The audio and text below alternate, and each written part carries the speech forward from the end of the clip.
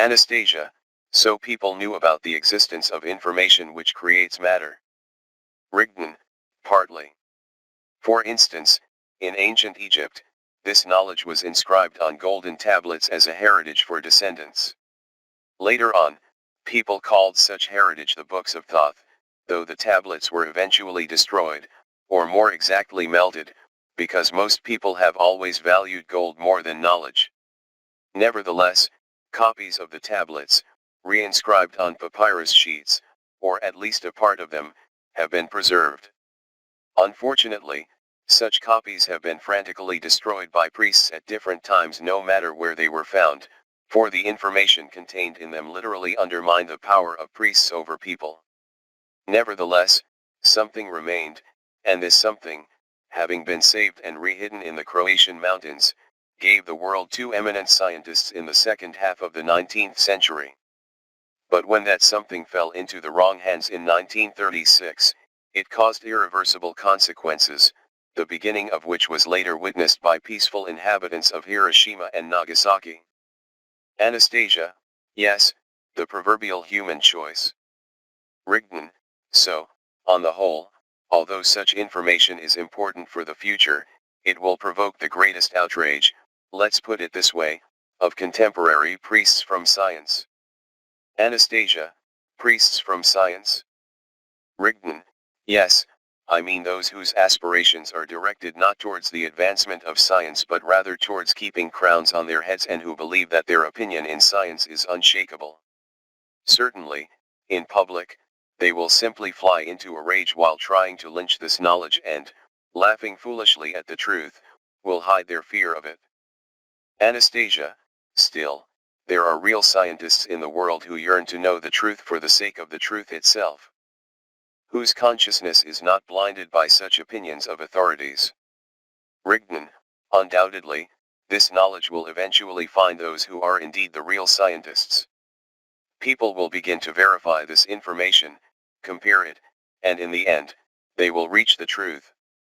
An inquisitive mind, seeing the direction and the already available knowledge, can discover on its own everything that I have deliberately left unsaid, thus opening its own way to knowing the truth. As for authorities, no authorities can exist in real science. Real science is the process of knowing the truth and not a means of attaining power. Once this information about the black hole and about the heaviest micro-objects in our material universe gets confirmed, this can be done even with modern equipment. These discoveries will not only give answers to the numerous unresolved questions of modern science, beginning with the origin of the universe and ending with transformation of particles in the microcosm. It will radically change the entire understanding of the structure of the world, including everything from micro to macro objects and the phenomena which they constitute. This will confirm the primary nature of information, of the spiritual component. Everything is information. Matter does not exist as such, it is secondary. What is primary? Information. The comprehension of this will change a lot. It will give rise to new trends in science. But the main thing is that people will answer the question of the real structure of the human being. After all, the knowledge about the human essence and the general energy structure, which is different from the physical body, is still being kept secret. Such an understanding, in its turn, will radically change the worldview of many people from the material to the spiritual one. Anastasia, yes, this can indeed change the course of the human civilization towards true spiritual development. Rigdon, smiling, if only people could hear you. Anastasia, I'd like to believe that people will indeed hear this. After all, this knowledge is so unique. Rigdon, this knowledge is unique for a person only when he already understands much beyond the patterns of the material world and when his soul aspires to go beyond the horizon of events. But so many people. So many times the knowledge has been given at different times.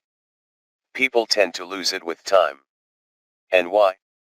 Because the human mind complicates the simple so much that it becomes unable to see the truth anymore. There is, as it happens, one ancient Indian parable in this regard. It dates back to the time when women not only had equal rights with men but their spiritual wisdom was highly respected. Once upon a time there lived a woman, a mistress named Vidya, translated from Sanskrit.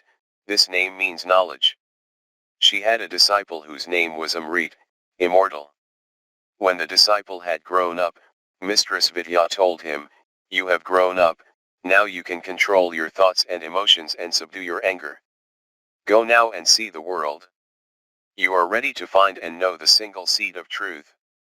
Amrit asked, "Mistress Vidya, I am grateful to you for your wise words and good deeds. They have taught me a lot. But give me at least a hint where to look for the single seed of truth." Mistress Vidya only smiled and replied, "Listen to your soul, it will lead you in the right direction."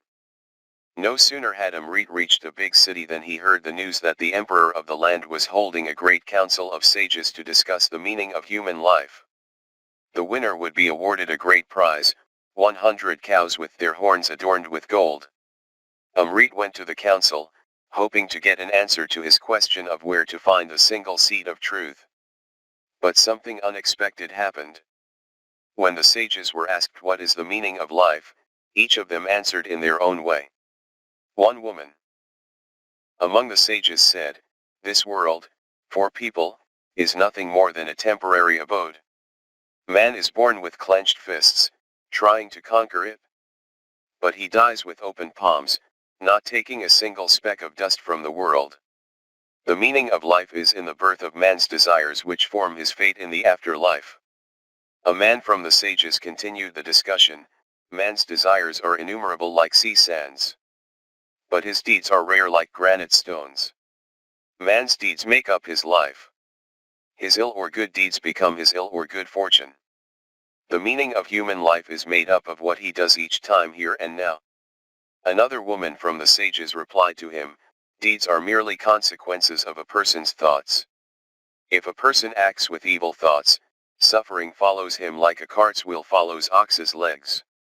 If a person acts with good thoughts, joy follows him like a shade from the bright sun.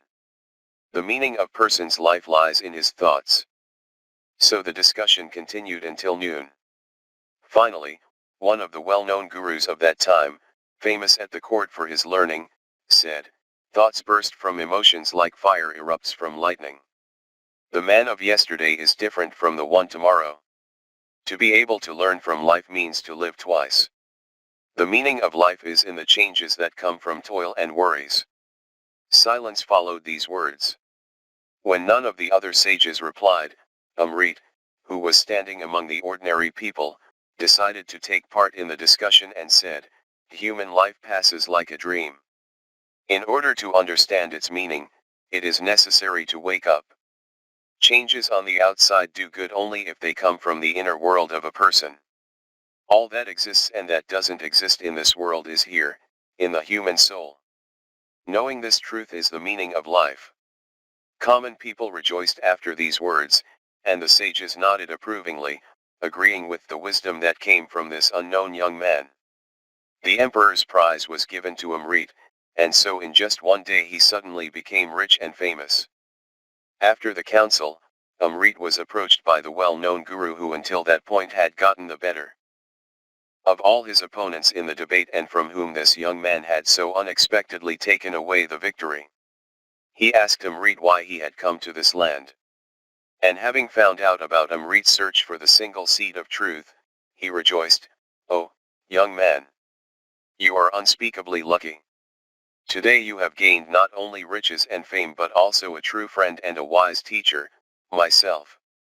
I am well known in this land. I teach different sciences in which many seeds of the truth are hidden." After this conversation with the famous guru, Amrit decided to become his student and spent all his money on learning worldly sciences from him. Soon, he became one of his best students, having mastered many languages and learned all the sciences of that time.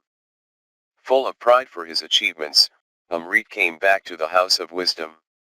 Mistress Vidya was in the garden.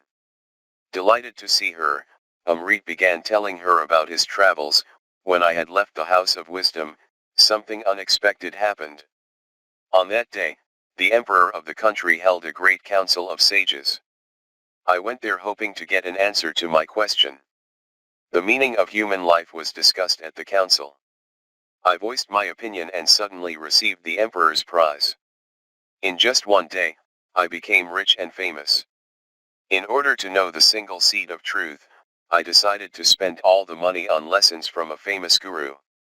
Now I have acquired great knowledge in many sciences and can tell you about many seeds of truth in each of them, so Amrit began recounting what he had learned.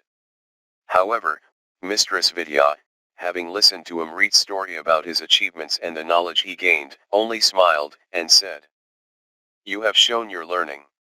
All that you have learned in the world is knowledge from the mind. It does not mean that you have found and learned the single seed of truth. Multitude is born out of the whole. In order to penetrate the essence of the sacred, you need the ability to feel as well as awareness and understanding." Mistress Vidya picked up from the ground a fruit from the nearest tree and showed it to Amrit. "You have studied what the material world is woven from, but you missed what it is created of and the reason why it all exists." Mistress Vidya divided the fruit in half. Having taken out the seed, she also divided it in half, showing the pulp within the seed to Amrit. With your mind, you have known the visible core of the seed, from which a big tree grows. But only through the ability to feel can you know the invisible, that life-giving emptiness, from which a big tree grows. The seed is just a vessel for this creating emptiness. The life-giving emptiness is woven from the single seed of truth, from which everything was born and into which everything will dissolve again. When you set out on the path, you already possess this knowledge. Thanks to it, you gained riches and fame. But you used the riches for the mind while riches are given to understand responsibility.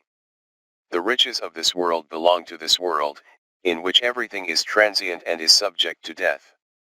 Had you used the riches for the benefit of people, you would have found and known the single seed of truth, a part of which exists in you, too. But what should I do now? Amrit murmured nervously. I don't have the riches anymore to amend my mistake. To which Mistress Vidya replied, continue your way from the point where you stopped. Continue your way, building on the experience which you already have. You have acquired worldly knowledge which people value and thus perceive the visible world. Go and teach people this knowledge, and show them not only what the visible world is woven from but also show them what it consists of and why it all exists. Amrit was surprised. How will I show people what I do not know myself? Mistress Vidya smiled. Become the one you don't know. Become yourself, for you have a part of the single seed of truth in you.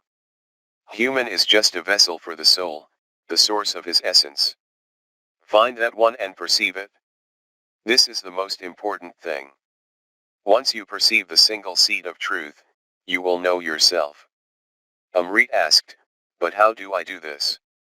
Mistress Vidya replied, use your mind for the benefit of people and gain experience. When your deeds coming from feelings for the sake of the truth outnumber words said for the sake of the ego coming from your mind, then you will perceive the single seed of truth. Anastasia, this is an interesting parable and relevant at all times. Rigdon, the problem of modern humanity is that egoism has shattered the knowledge so thoroughly that the single meaning, the purpose of this knowledge has been lost. That is why nowadays astrophysicists, for instance, prefer to look only up at the stars, developing incredible theories, for example, about black holes. And archaeologists and ethnologists prefer to look only down, diving into antiquity and voicing their guesses about the past. Anastasia, all in all, there is no unity in the many-sided cognition of the single whole, there is no broadening of the horizons, and most importantly man's knowledge about himself, about his true essence. Rigdon, unfortunately, that is so. I will give another interesting example in this regard.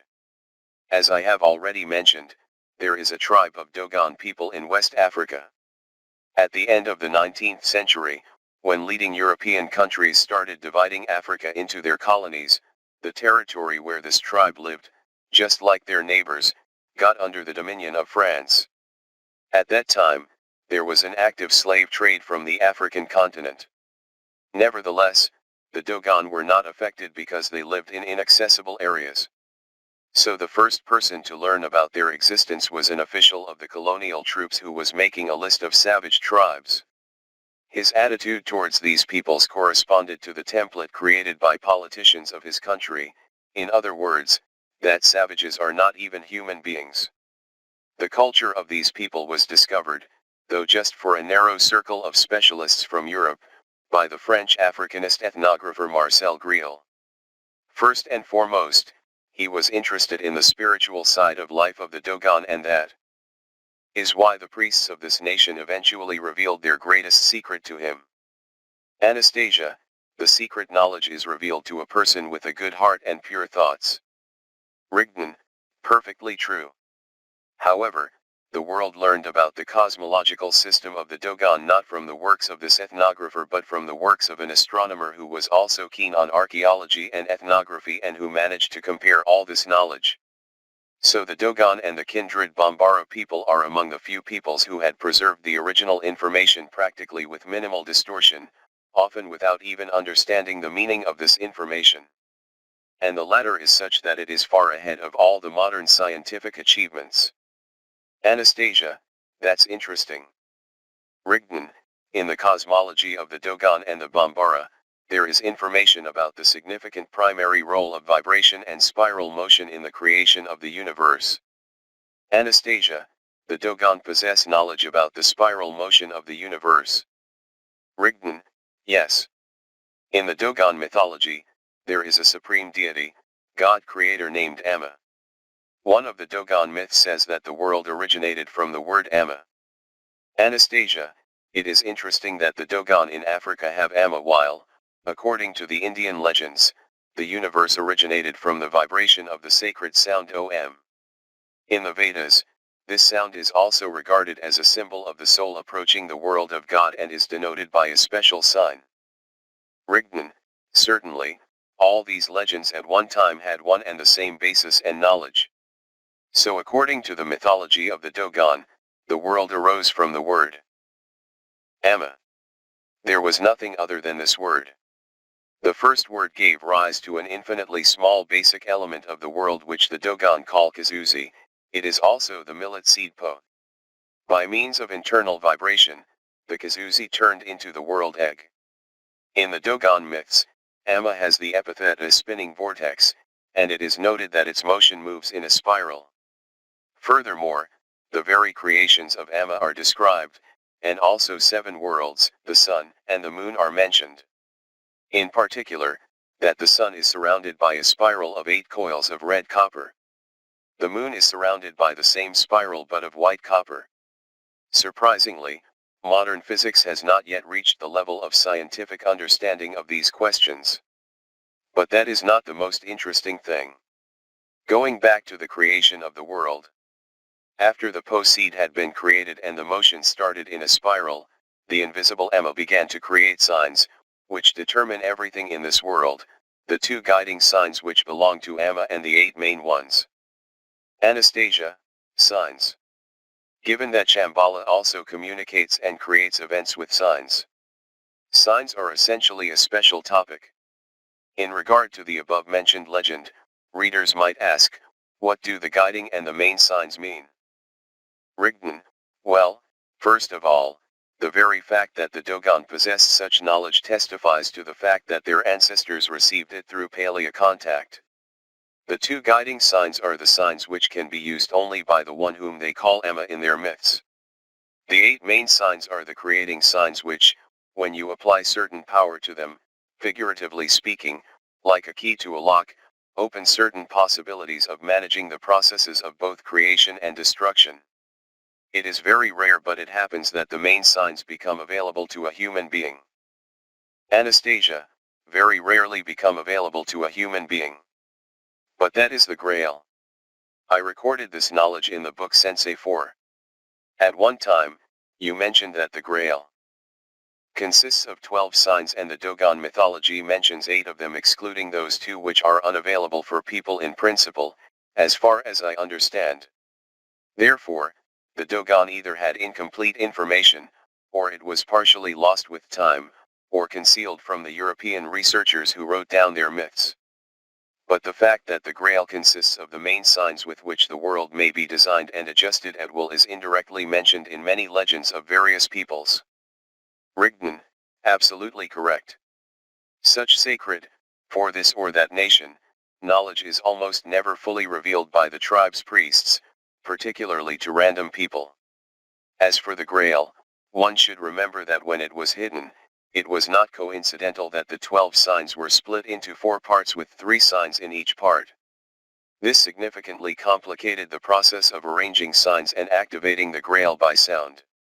Signs of the Grail in a certain sequence are like a form, like a key to the lock which, when a certain power is applied, the sound formula of the primordial sound, opens otherworldly possibilities to a human. Anastasia, 4 parts with 3 signs in each part. Rigdon, incidentally, these ancient peoples have preserved records that number 4 embodies the feminine principle, number 3 embodies the masculine principle, and their sum equals 7, which is the basis of the human being, the principle of eternal life, and perfection. Anastasia, 4 embodies the feminine principle. So since the Grail was put together using 4 parts, it means that this indirectly points at the connection with the creating divine power of the feminine principle, Allat. Rigdon, grinned why indirectly?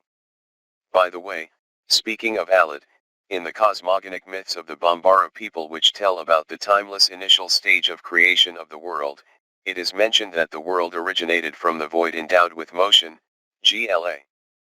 GLA, in turn, gave birth to a sounding twin. As a result, a pair appeared, GLA. On the whole, after a number of conversions and transformations, thanks to the vibration, there appeared signs which were intended to be placed on objects, that were not yet created, in order to mark them. During the act of creation, there appeared Spirit Yo, from whom the first powerful forces Mbo and Far descended, which took part in the creation of the world, 22 basic elements, and 22 spiral coils.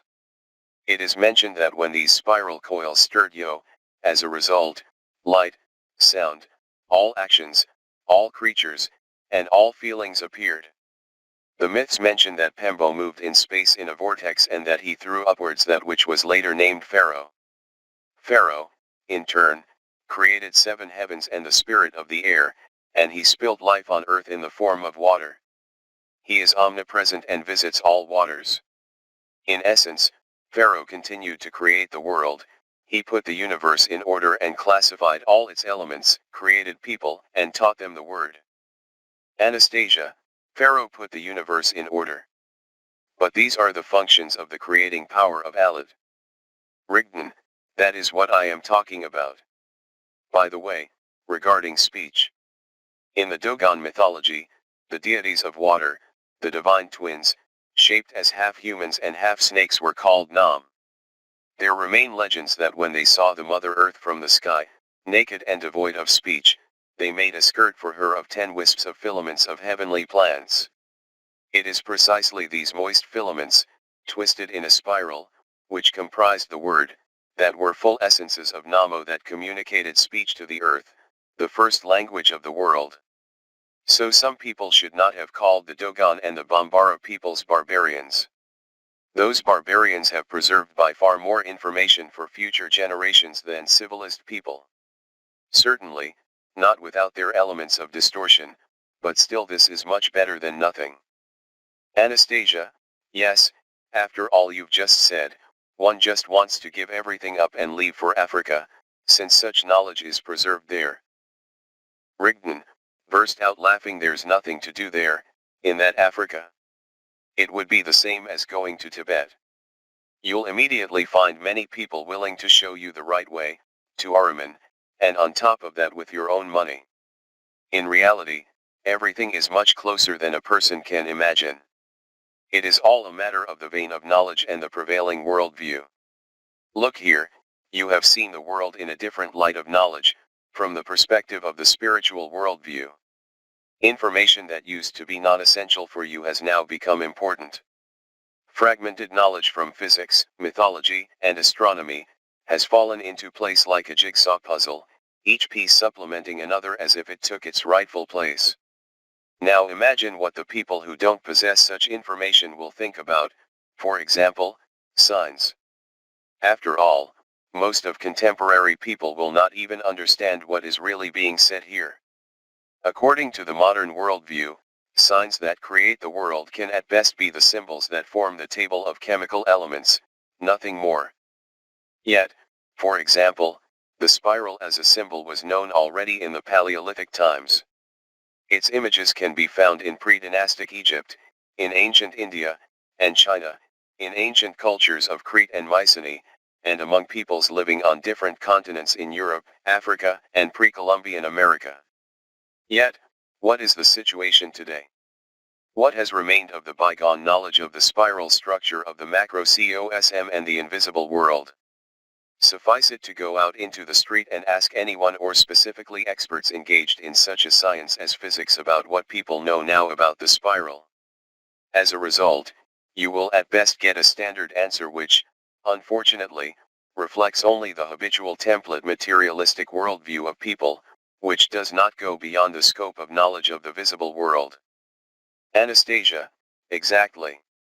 You needn't go far to find such examples, for not long ago I myself thought in similar terms. It turns out that the ancient people were not deprived of such wonderful knowledge about the world either. It doesn't matter in what form the knowledge was presented, it's the very essence that is important, which influences a person's worldview and, consequently, his life.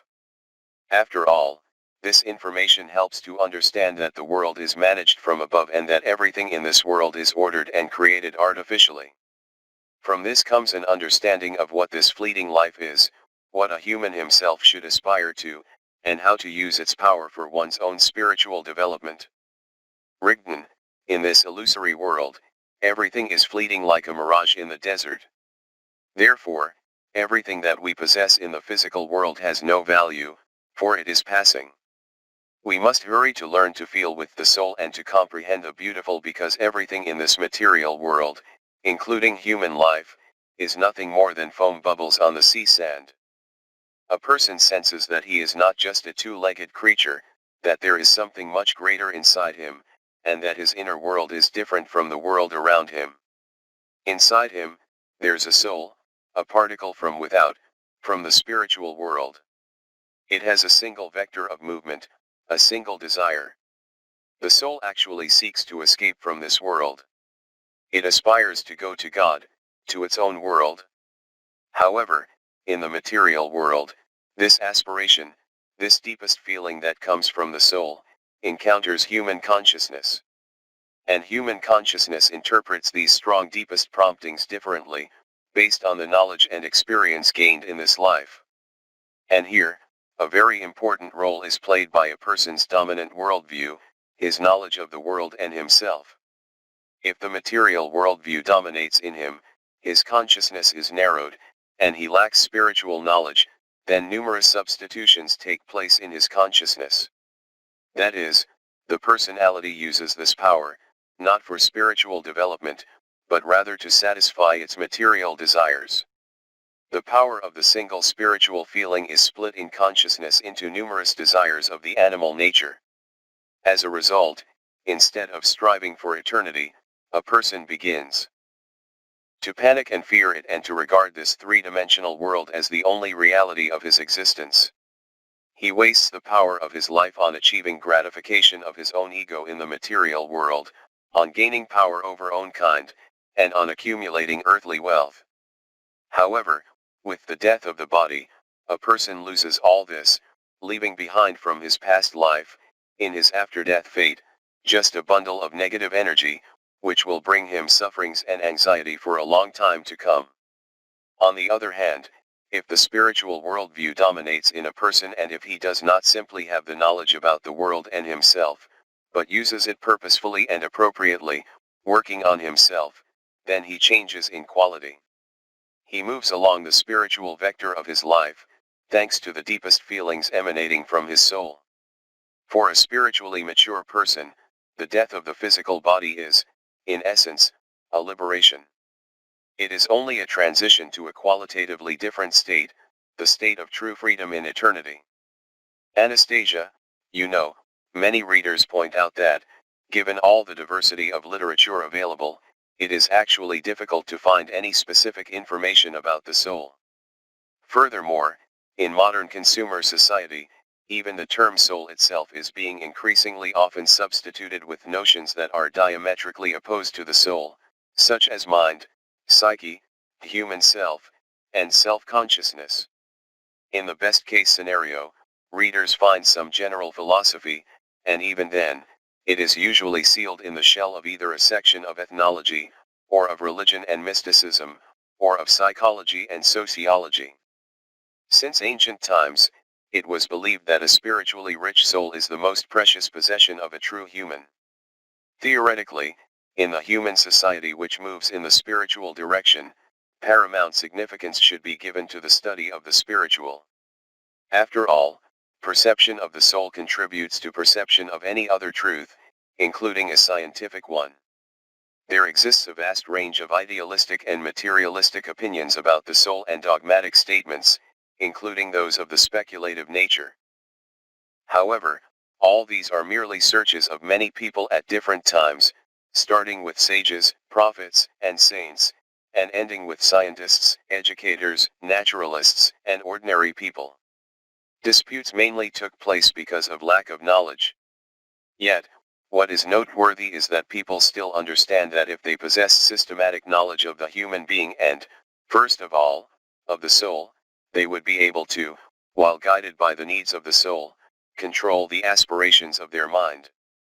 Knowing themselves, they would better understand all the components of their lives such as intuition, thoughts, feelings, emotions, secret desires, motives of behavior, consequences of their actions, and so on.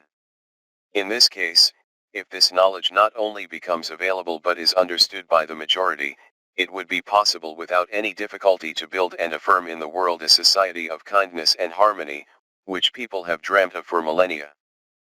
There are readers who have been naturally gifted with the ability to feel manifestations of the invisible world slightly more than ordinary people. At that, they usually hide their abilities from others. Mainly, these are quite clever people who have already established themselves in life in the human understanding, they have brought up children, achieved a certain social status, became prominent experts in their fields, and received academic degrees. However, they haven't discovered the main meaning of their lives, what they intuitively feel inside themselves, in these human achievements. And they worry about this. They try to find an answer to this question which is important to them, to understand themselves and their souls, and thus to determine the direction of the main vector of their lives. They lack knowledge in order to understand their essence, how to live in this world, and how to prepare themselves for the afterlife.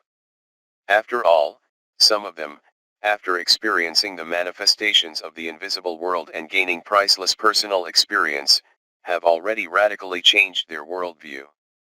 The main question these people ask is, how to save my soul? I think that they and even future generations, which will come into contact with this knowledge, will be very grateful if you answer this main question, which is vital for every human.